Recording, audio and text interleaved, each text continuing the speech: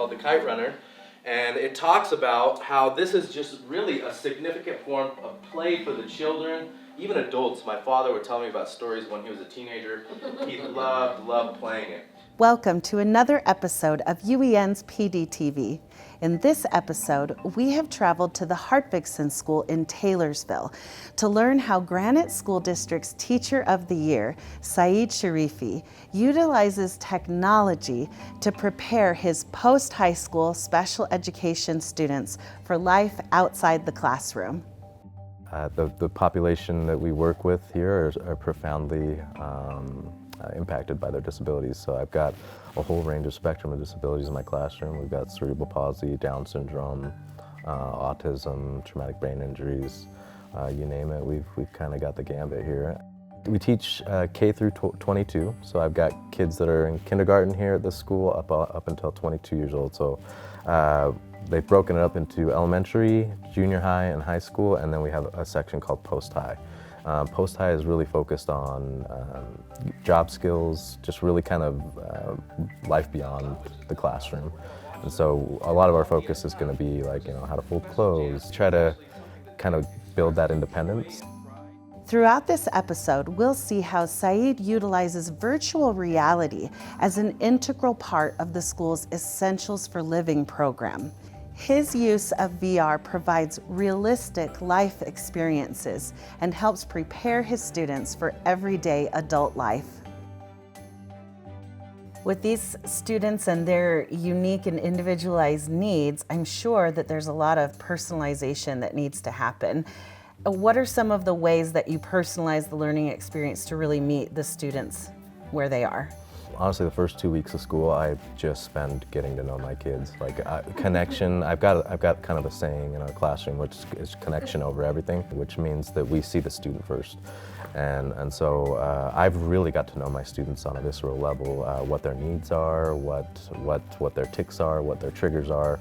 I have to figure all that stuff out before I can really educate their minds. So I've got to understand their hearts before I can teach their brain, And so for me, it's about differentiating the instruction, the curriculum, to a point where my students can grasp it. And so that's going to look different for each student. So some students, we've got communication devices. Some other students, we've got the virtual reality headsets that we work with. Some students just require more just like yes, no answering questions. It just kind of depends on the student. And so it's really just, do I know them well enough to get them to elicit the responses I need? Yeah, which one's the lake? Excellent. Kevin, go ahead and get a husky buck for Kevin, thank you. So yeah, that is our lake. Well, let's talk a little bit more about this use of virtual reality in your classroom. I don't know if it's something I would have thought about for helping prepare these students for life, but you did. How did this all get started? Well, actually, it was all by chance, really. So my cousin, him and I lived together about 7-8 years ago. And he brought over a virtual reality headset home one night, and I was like, huh. And he just was like, try it. And I was like, okay.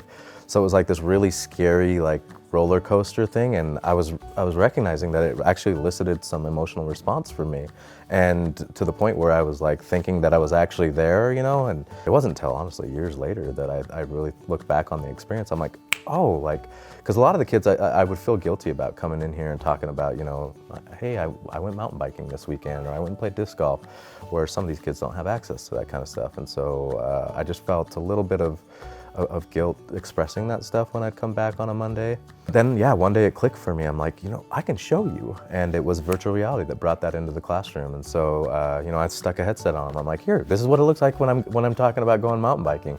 And the immediate squeals, like the excitement that they had was just such a joy to watch that I felt like, okay, well, if this works this one instance, then let's build off of this and just kind of go from there. Just kind of went from there, honestly. Is that good? Yeah. All right. And like today we did the kite flying thing. We do concerts, so like they'll watch, sometimes it'll be overseas, they'll like tap into live concerts. tapped into stories, so they'll like be like virtual stories. There's one that like pretty much the entire class likes. It's called Myth. And so it's like this Disney production to where they can watch this story being played out in front of them, but it's a completely immersive experience. And they really grasp, like if I ask them, you know, comprehension questions and obviously differentiate it to their the response levels, then yeah, I am able to elicit the responses that I need in order for them to show me that they understood what they were watching. So the level of understanding has shifted, I think. Honestly, we had to start small. Like it was like maybe 30 seconds to begin with, because a lot of them didn't understand what was going on. And you know, some of them are very sensitive to auditory or visual, just any type of stimulation is very sensitive. So we've built up, I mean, you saw maybe a 3-minute video when we were here today, and we had to build up to that point, and it took quite a bit of time to do that. I was going to say, what were some of the challenges that you faced in finding the right experiences, the right videos, and as you say, getting them used to the experience, and how did you build up to kind of them understanding better what this experience was? We started with what they liked, you know, so just kind of having them buy into it. So just, you know, just finding videos that they would be interested based on what we know about their character, what we know, what interests they have, you know, with some of our students. So yeah, we're still getting some of them to buy in. But yeah, that is the biggest challenge, is getting them to be able to watch an entire video. I usually try to stick around 3 to 5 minutes. I don't really go beyond that. I mean, it's a pretty jarring experience, quite frankly, even for typical-minded folks. You know, it's pretty jarring. So just really tailoring it to that, just understanding they're not always going to be in the mood. They're not always going to keep it on the whole time. They're not always going to be engaged with it. So the biggest challenge was like not taking that personal in the beginning, and just recognizing that, like, you know, they're going to have their own experience with it, and totally fine, and we'll just kind of build off of that every day, you know. So that's just kind of been our challenge, is like, how do we do this like regularly and keep it in the classroom? I understand, because I watched one video that was just pretty stable camera, and I was like, oh, no big deal. Right. It's cool that I can turn around and see 360 degrees. And then I went to one where I was like riding in a car, and it was jarring for me. So I can understand that adjustment period that is needed. Absolutely. But you've been building up to it, so that tells me that you're seeing some real benefits. You've mentioned a few already, but again, what are the benefits for the students in experiencing something like this? Engagement is the biggest piece. Like, I think with just the population I teach, they are profoundly affected by their disabilities. So one of the biggest pieces that I think any teacher will tell you is the attention span and engagement. But I get that with virtual reality. I get 3 to 5 minutes of their attention, and they're completely engaged with the environment. And so that is not common in my setting anyway, at least not for me. Maybe other teachers have different experiences, but at least for the kids, the population I'm teaching, it's just not common to get like 5 minutes of steady engagement. And so we get that, you know, we get it, then they're excited about it. And so for them to be excited about it, and for them to want to do it, I mean, you know, I can ask them, like, you want to put on the headset? They're like, always like, yes, you know. And so just that really has been a game changer. You want to be next? Yeah. You seem eager, dude. All right, come over here, man. Give me a second, let me get this. You mentioned that some of these VR experiences are things that they will never do in real life, places they will never get to go, things they will never get to experience. But I also heard you talking about actual field trips and things like that that you will go, so the students have that real life experience. Can VR be a bridge between the two sometimes? Have you done things where let's prepare for an experience through VR? Absolutely, yeah. So we use it for job skills, or just like today where we were doing the lesson on kite flying. They are able to watch the people flying the kites, and so they kind of get an idea of what I'm going to be looking for when I'm asking for like certain hand motions. So yeah, we set them up for experiences. Like we have a field trip at the zoo at the end of the year. So we just kind of practice, like, hey, like, what does it look like when we go into the space? What do you do when you encounter a challenging person, like a challenging behavior from somebody else, you know?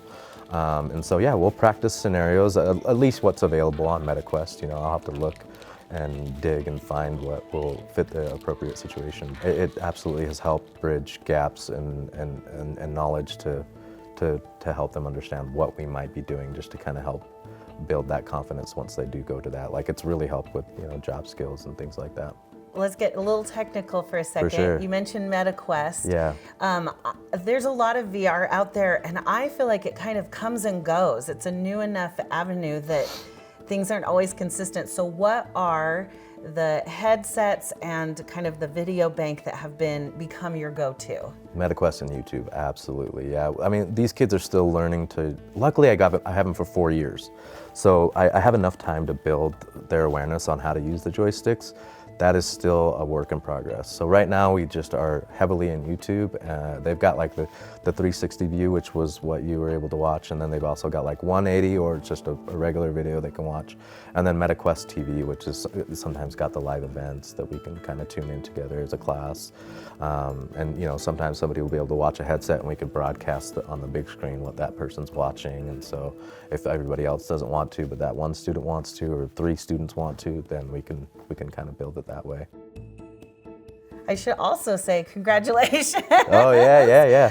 Congratulations on being Teacher of the Year for Granite School District. Yeah, I actually just found out I was a Discovery Tech Ed, Discovery Education Teacher of the Year too. So that's a national award that I won.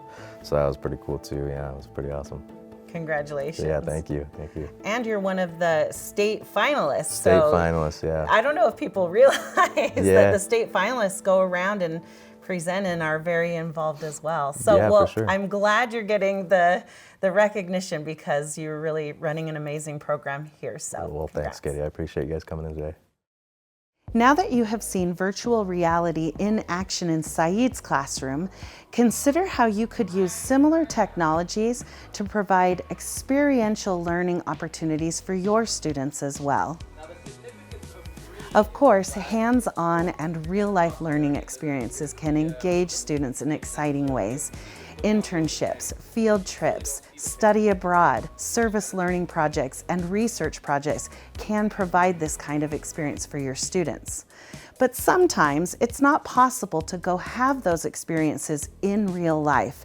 Other times, there needs to be a bridge to prepare students for those kinds of activities. This is where technology can really help. You can start simple by using Zoom and Google Meet and FaceTime to visit places you can't go in real life or to talk to experts who maybe are far away. And of course, you can utilize virtual and augmented reality as Seyyed does. Micah Shippey and his associates developed a framework for how you can use what they call mixed reality or extended reality in the classroom. It's really as simple as the ABCs. When using virtual reality and augmented reality and other technologies, start with A, or absorb. Just have the experience. Learn what it's like to have those VR headsets on. B stands for blending. Blend the VR and AR experiences with what the students are learning about and experiencing in the classroom. C stands for create. Once you get really good at mixed reality, you and your students can even create their own experiences that tie more directly to Utah core standards. Mixed reality tools can vary greatly. You can utilize cell phones and tablets, YouTube videos, headsets and goggles. You can even utilize computer programs where you dive deeply into creating your own VR worlds. Visit UEN.org to see a whole list of mixed and extended reality tools that are great for classroom use. For even more strategies, tools, and resources to help you implement these competencies in your classroom, be sure to visit uen.org/PDTV and access the teacher toolkit that accompanies this episode. Thanks for watching UEN's PDTV. To access more professional development resources from UEN and to schedule a training, visit uen.org/development. We'll see you next time. Have a great summer.